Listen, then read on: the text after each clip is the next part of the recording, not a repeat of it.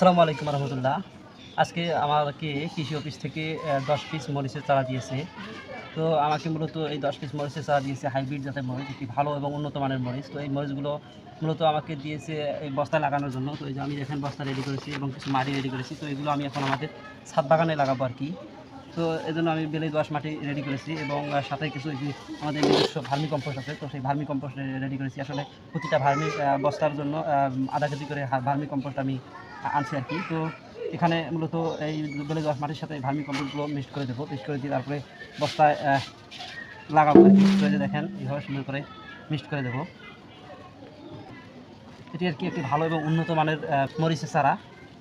এটা বস্তায় মরিচের চারা লাগানোর জন্য বেলে দোআঁশ মাটিটা হচ্ছে পারফেক্ট। তো এই জন্য আর কি বেলে দোআঁশ মাটিটাই আমি বেছে নিয়েছি। এই যে দেখেন মাটিটা রেডি হয়ে গেছে। এখন আমি এই মাটিটা বস্তার মধ্যে ভরাবো।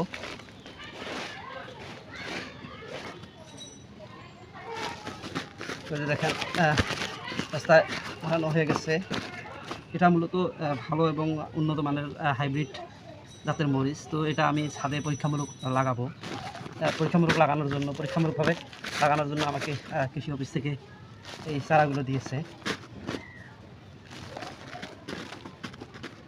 তো যাই হোক, যে আমার রাস্তায় মাটি ভরানো হয়ে গেছে।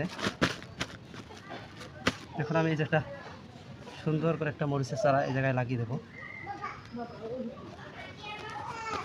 এই যে দেখেন হয়ে গেছে সুন্দর। হালকা করে এখানে কিছু পানি দিয়ে একটু যুক্ত জায়গায় রাখবো, যাতে যেখানে অল্প রোদ পায়, তো পুরোপুরি রোদ পায় এমন জায়গায় রাখবো না। কিছুদিন পরে এটাকে পুরো রোদে রাখতে কোনো সমস্যা হবে না ইনশাল্লাহ।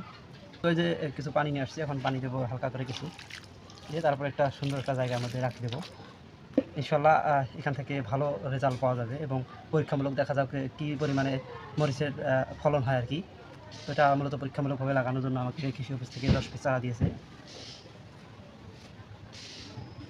তো এখন এটা ফলন দেখার পর্যন্ত অপেক্ষা করতে হবে ইনশাল্লাহ। সবাই ভালো থাকবেন, সুস্থ থাকবেন।